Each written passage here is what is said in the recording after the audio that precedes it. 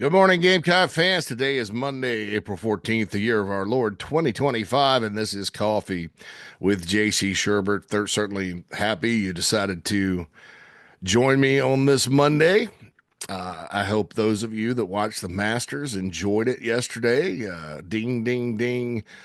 Send off fireworks. Send me a prize in the mail. The wife and I watched just about every minute of it from about 2 o'clock, 3 o'clock on yesterday. They were on.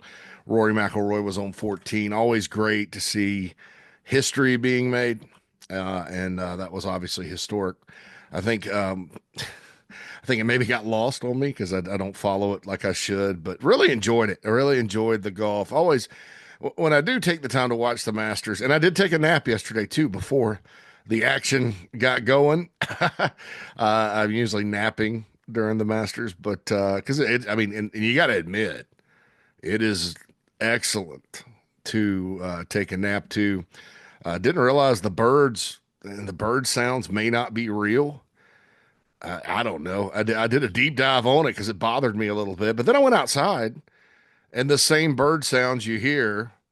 I don't know if they're identical. I'm not a whatever you call it, member of the Audubon Society or whatever. I can't tell bird from bird. I can owls maybe, but same kind of cadence and everything outside sitting on my porch. So maybe they are real. I don't know, but yeah. So I did nap, but I woke back up and watched every minute of it. Very exciting. I'm talking to the wife and it's like, well, hey, when you go back, we go back to South Carolina, the Masters is right there. Everybody I've ever talked to who's been has loved it. I think she'd get a kick out of the very cheap snacks and menu items and sandwiches and stuff. And it's just a beautiful setting. It's a bucket list thing, but it's not necessarily something that is near the top. But I definitely want to do it in my lifetime. And her and I do it. We're close. We do a lot of things together and a lot of sporting events. And so we talked about it. And by the end of watching it, she was all in. At first she's like, I don't know about a golf tournament, blah, blah, blah. And then by the end, it's all in. So exciting, historic moment. Hats off to Rory McIlroy. Um, what he accomplished rarely has been accomplished, but certainly did take the time to watch it. And I know a bunch of you in the audience do love it and watch it. Not everybody. So hats off to you because that was about the only good thing this past weekend from a Gamecock standpoint. I mean, some good, but baseball obviously is something that, I'm not going to get too much into here today because John Whittle is on the morning show. I'm going to be on the morning show a little bit today too to talk a little football. But JB and Whittle can handle the ins and outs of it, but it's a disaster. The first half of the SEC season has been a disaster. This season has been a disaster. I don't know, what's sad about it is South Carolina yesterday Saturday had a 10-run lead. I mean, you're thinking they may run rule these guys. A good crowd kind of started to thin out in College Station. They had a big inning for a change. And then all of a sudden, the ninth inning is inexcusable on a number of levels. Back to, two grand slams, walks, you're one out away. You got an out at every base. I promise you, I think there should have been. I mean, I don't understand why they didn't make a pitching change. I mean, in that situation, A&M has this chant where they go ball 10, ball whatever. And again, watching sports with my wife Saturday, I said, "Does this kid look rattled to you?" And she's like, "Hey, looks like he's about to pee his pants." And that's fine. I'm not hanging this on Caleb at all. The pitch, Caleb Jones at all. He tries. He's had some good moments this year. But there is such a thing as you need to get your pitcher out of the game because disaster's coming. And there was none of that. Brandon Stone didn't pitch all weekend. I mean, he's a guy that can get a ground ball, I mean, like I said, you had an out at every base. Settle it down, man. I mean, three blind mice could have told you what was coming in that. They were either going to walk home the winning and tying run or what happened was going to happen. Completely inexcusable. And it's 2-13 right now after the first half of the SEC. I don't see any relief in sight. And it's way more than just don't have the players or don't have the. I mean, it's all of the above in the sport of baseball. Softball salvaged one game out at Arkansas this weekend on the road in the SEC. They won the middle game and then lost the rubber match 5-4. That season continues to go well. Men's basketball got a commitment from Elijah Strong, a forward from Boston College. A lot of talk about this. Folks, look, man, not everybody you get in the transfer portal when you have that many open roster spots is going to be a starter or a superstar.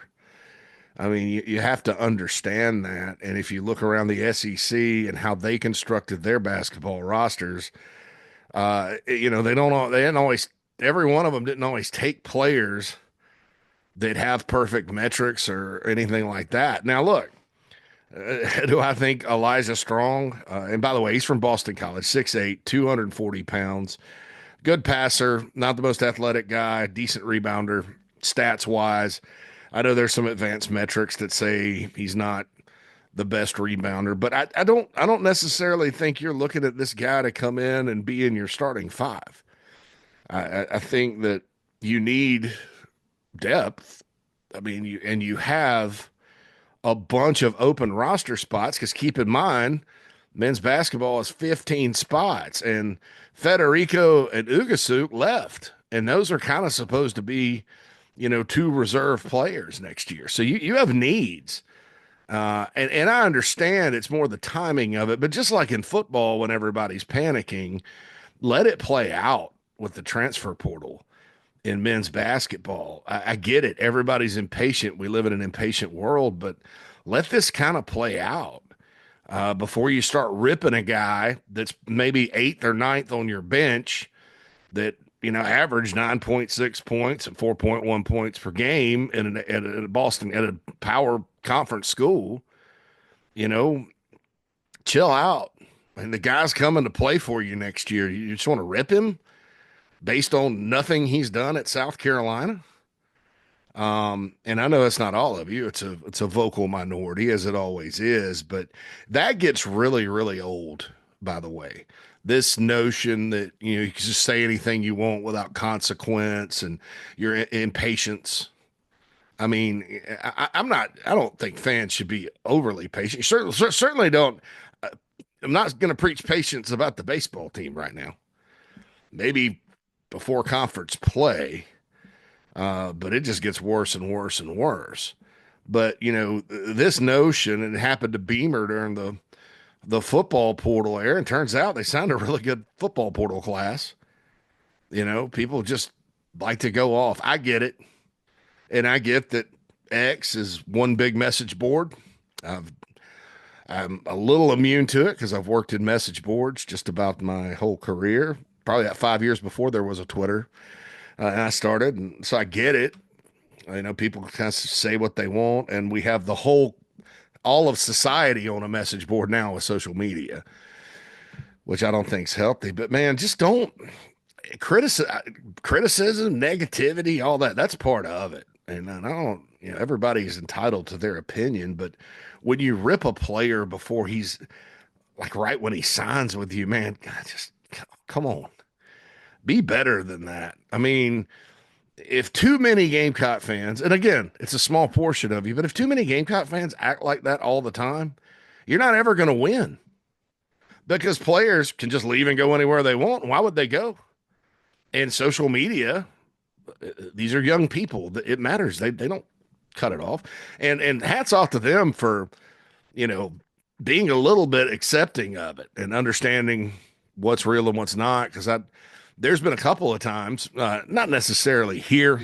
I think with one high school recruit in particular last year, Gilchrist, if you were going to flip him back from Maryland, the way the reaction went was just buried any chance of that. But on social media, but kind of his crew was fussy, I guess, about the fan reaction and stuff. Most recruits aren't. Most players aren't. But man, I mean, it's there's no reason to get toxic about an individual that just signed with your school. I don't care if he can't play dead in a movie and we all know it. Just I mean, keep it, you know, keep the criticism. I mean, give him a chance. That's all I think. I believe in being fair, and you got to give him a chance. Players go different directions, as we've all known through the years. So Elijah Strong, like I said, just like Damon Clowney in football was a depth piece. I believe this is a depth piece. He does have some skills Lamont's looking for, a big man that can pass, decent shooter percentage wise. Like I said, not, kind of a guy that's going to have to go out and be a blue collar guy to be really effective. Needs to be a better shooter, obviously. I mean, 45%, I think, from two. So, yeah, shoot better, shoot less from outside, I would guess. But go get those rebounds, that kind of guy. And coaches make decisions like that. I mean, they don't make decisions like recruiting analysts or fans or draftniks. You got to make every piece fit. And right now, South Carolina's roster has some starting pieces, but they don't. There's a kind of a between like your seventh and 10th guy. There's a gap. Now, the good book tells us that man cannot live on bread alone. Basketball programs in the SEC cannot live on reserves alone. But the gap there is because there's nobody there. There's open spots. You don't need to get desperate to fill them, but you can do a whole lot worse than the guy that had his numbers for Boston College last year that you can kind of mold into a contributor, not necessarily a starter. But yeah, so let's wait till the big picture. Let's wait to see who all they can get here. The portal window's still open. There's basketball guys getting in every day. It's not, the time. And look, in fairness to everybody who's a little impatient, the timelines now with both sports, major sports, and the portal, we got to adjust to them, myself included. It's a period where it's not necessarily going to be right away.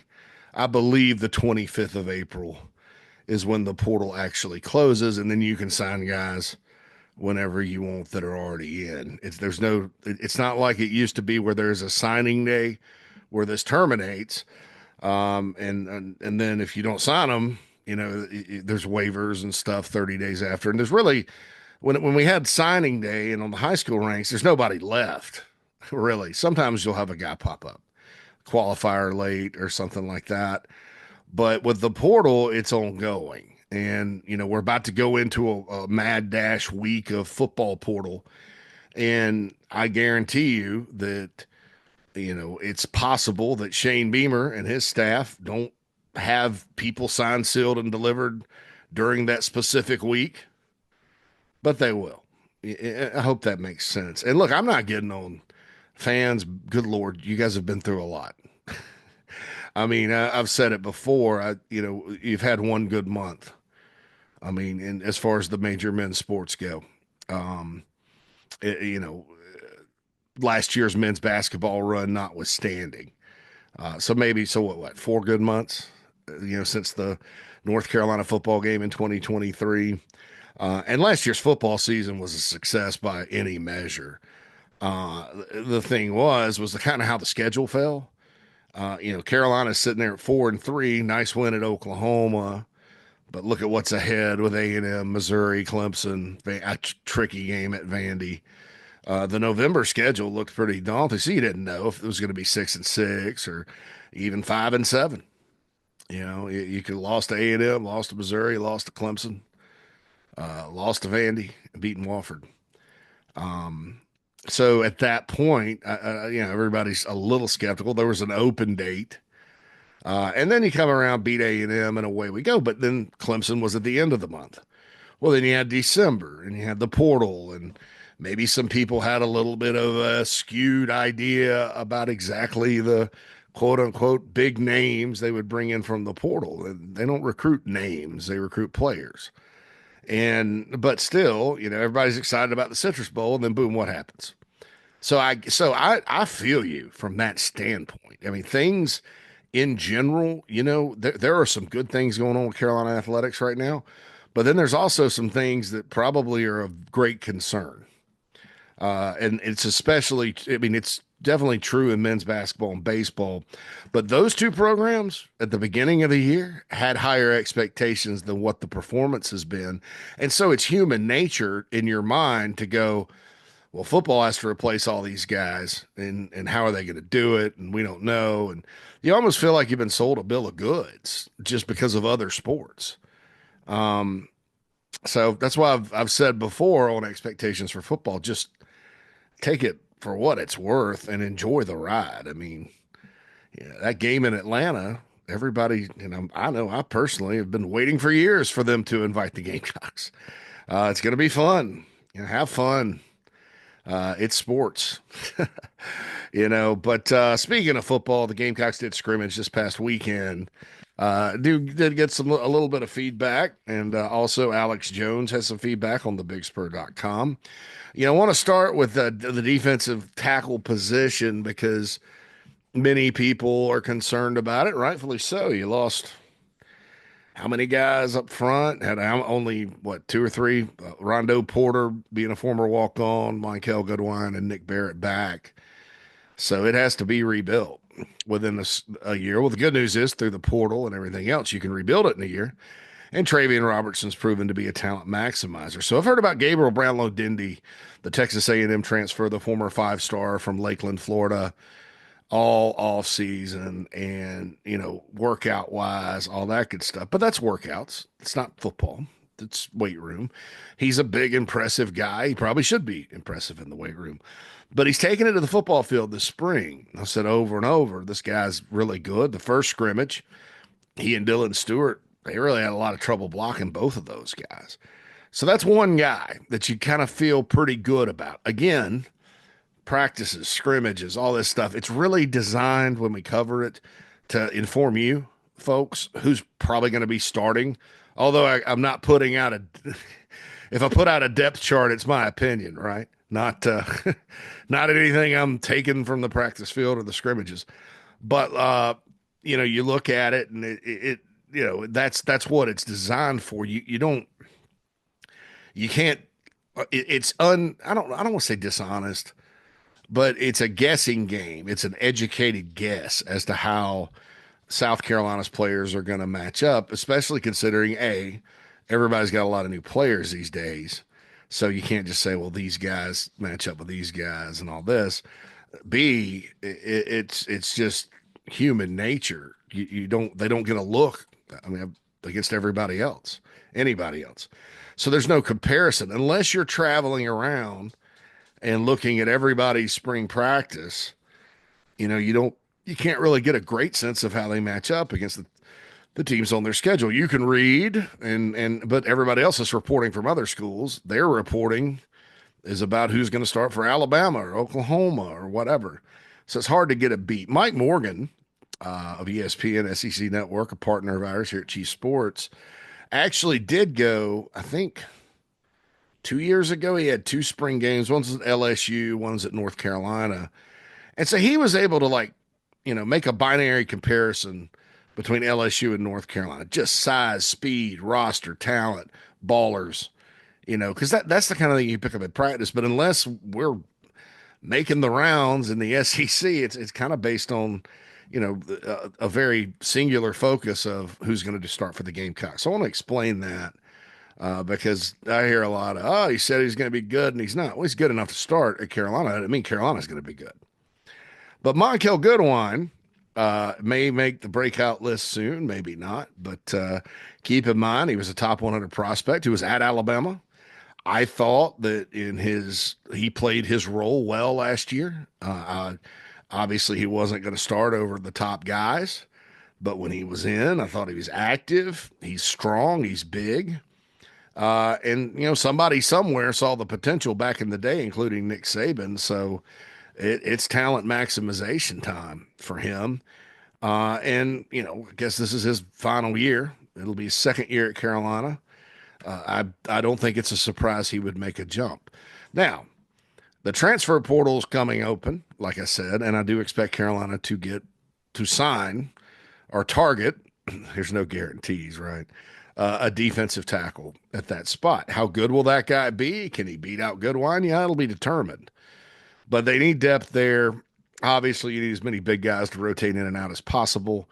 But it's coming along, folks. I think the defensive tackle spot's coming along. I'm a little now. I'm a little with Jalen Brown out and Wendell Gregory leaving. And look, people ask all the time, so is Jalen Brown really out or not? And the answer is this: to be determined. I'm not hiding anything. I'll say it again. I'll say it all. I will repeat that for as many times as you folks want me to. It's just not one of those things that can be determined yet, but you have to prepare for all contingencies, and that's why Damon Clowney was brought in, that and the Wendell Gregory thing, because you need depth there. You got to have Desmond Umazulu and Jh's gear. I don't know why I have trouble saying that. Really step up. Brian Thomas Jr. has to play out of his mind, I think, compared to how he has played. Because that's more of the issue the issue position I would circle right now over D tackle. But I do think it's all like, because of so many players they lost. And you may say, well, that's dumb because Dylan Stewart's an edge. Yeah, but he's got to have help, because what teams are going to do is just what they did last year and focus on him. And how did Carolina make him pay? He made him pay with Kyle Kennard, you know. And that's you got to have a player that makes them pay for focusing on one player too much. Because if you're an offensive guy, you don't focus on Dylan Stewart, he's gonna make you pay. So it's not. I don't want to. There's not alarms that need to go off about edge. I'm just simply saying, at this point, my personal opinion is I'm a little more concerned about edge than D tackle. And Monkell Goodwine's performances have sort of and Brownlow and Indians sort of made me feel better, so we'll see what happens. Cutter Woods, freshman quarterback, looking good in practice. That's not the first time I've heard this. Looking good in the scrimmage, had some nice throws. Will he be the backup? I don't think so. They like to redshirt true freshman quarterbacks if they can.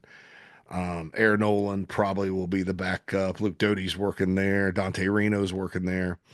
But there's a lot of talk about quarterback recruiting and things like that. And Cutter kind of got, because he was a 3-star, they flipped from Wake Forest, but he kind of got overlooked, and he's really good.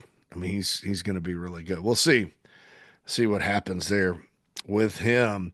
Jordan Gidron is another young player that had a couple of nice catches, including one from our man Cutter Woods in the scrimmage. Jordan is right now supposed to be a junior in high school, going to junior prom this spring. You'll hear that over and over with him and Donovan Murph both, but he's got the athletic tools. He's got speed. He's talented.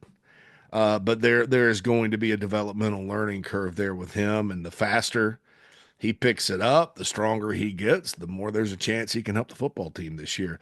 I can't rule it out, but there's a lot of competition at wide receiver. I heard Malik Clark had a really good scrimmage. Here's a name for you that a couple of folks have mentioned to me, and I mentioned him too, Cedric Surratt. Beamer mentioned him the other day, and I had a couple of people talk to me about him the other day. True freshman offensive lineman from Gaffney, listed at 6'4", 336. Now, do I think Surratt will be starting? He would have to be awfully special and be that much better than any of their other options.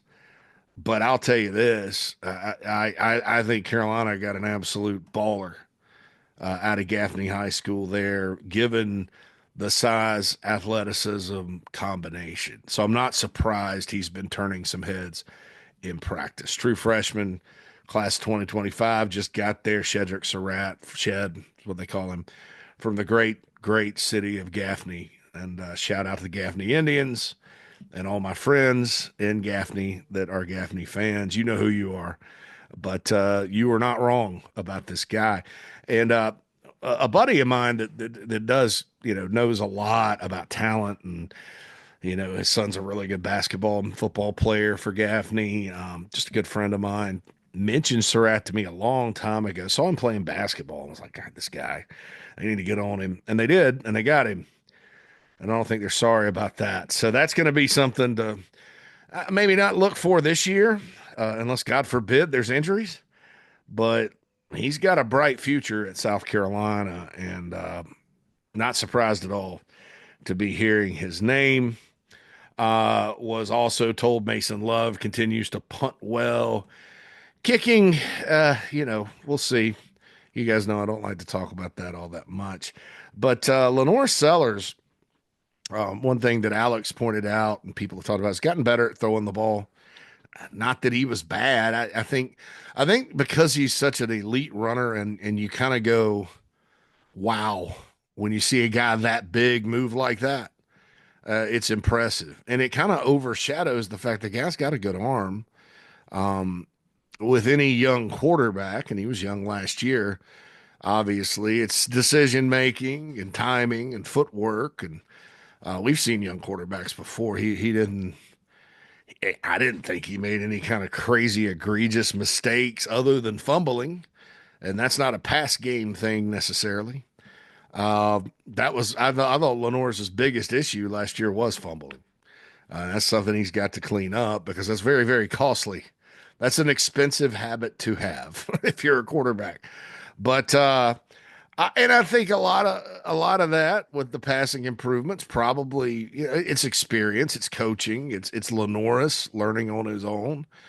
Uh, and I mentioned on a recent episode of here that with the receivers in the passing game, yards after catch, I want to see that improve this year. I think it's maybe something that's been understated and something that didn't happen a lot last year. That's going to be helpful too with your stat lines and all that.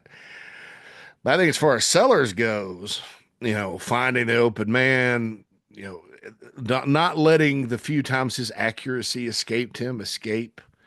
And he got better and better and better. And he's a quarterback too. Open dates last year were not really his friend. Time off was not his friend because if you notice, the opener was just not that great as far as the Old Dominion game goes. The Great Escape there, and it's funny as an aside, that was the 40th anniversary of the 1984 Gamecocks. And 84 was the best season in school history for a long, long time. It is still the best regular season record Carolina's ever had, winning percentage wise. They were 10-1 that year before the bowl, finished 10-2 because they lost the bowl. Spurrier's teams that won 11 were 10-2 every year. So that's still, just winning percentage wise, best. They won the most and lost the least that season. That score was 21-14 in their opener, and they played the Citadel and went on to have a big year. So sometimes the bad openers, like in basketball this past year, are an omen. I remember at 03, it was kind of a struggle to get past Louisiana Lafayette. Turns out that team ended up getting the bejesus beat out of it by Clemson at the end of the year and finished 5-7 under Lou Holtz. Sometimes. I thought even beating a North Carolina team that finished good in 15, there were obvious issues with that squad. Sometimes it's you escape that opener and win, and you go on to have a really good season. It's not predictive. But I think we'd all agree, not a good opener. There's a layoff. That's his first game. So we move forward, and then LSU, it started to click. Well, then he gets hurt. He doesn't get the Akron gravy train. Robbie Asher did a great job in that one. And so you come back, and I believe there's an open date, and then you play Ole Miss, and sort of the same feel as the Old Dominion game. Just, something's off. Well, then, and I went back and watched this play, and God, and sort of I reviewed the Alabama-Carolina game this past weekend from last year, tough loss. But I looked at it, so that pass to Mazeo Bennett, the touchdown right before the half, and then Carolina scored 5 more points. That seemed to that game, I think, really got Lenore's going, passing, running, what have you. And then, he keeps right on trucking, and then there's a layoff. And then in the Illinois game, maybe it's wasn't the best. Somebody mentioned, I was surprised how bad Lenor was. It wasn't bad in that game. Bad is bad, right? Um, but it wasn't, you kind of looked and there were some things Illinois was doing defensively. There's the whole knowing when to run when you got open green grass. There's a lot going on there that probably when you watch Lenor Sellers against Clemson or Missouri, and I use both of those games because one was an example of running to win, and the other example was passing. It didn't feel the same way.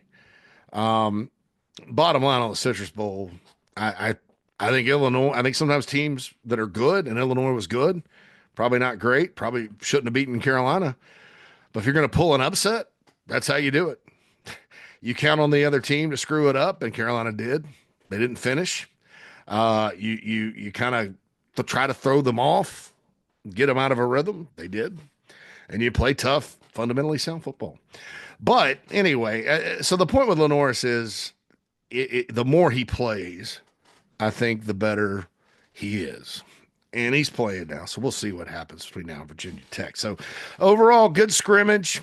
Case and Henry, I don't think, played again yesterday, so Shivers is getting a lot of work at right tackle.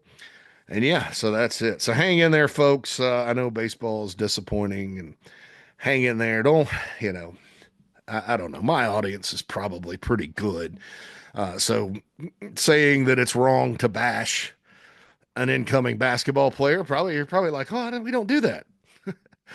But tell your buddies. I just don't. I don't get it. Especially for a player that I don't think that there's unrealistic expectations for. Come in, be a role player.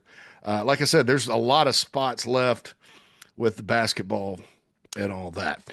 All right, I'll be on Inside the Gamecocks, the morning show later with JB. Mike's out today, so we're going to get in there and chop it up a little bit, and then Phil and I will have the show. Going to talk a little Nico. He left Tennessee this past weekend. A little NIL house settlement stuff.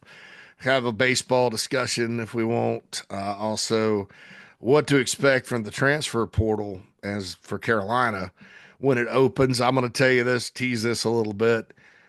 I hope it's very quiet for South Carolina. There's so much going on out there with agents who I can't believe. Go listen to Josh Pate's rant. I don't know if it's a rant, but his opinion on all this. I 100% agree with him. And he made the point, folks, and I'll leave you with this, that we talk about money and entitlement to money and who's making what and coaches' salaries, which are outrageous, and all this stuff about money. And I think that everybody that's in control, that's a decider, that's an influencer in that department, as Josh Pate said, my man, where's the money coming from? It's coming from us. It's coming from you. It's coming from me.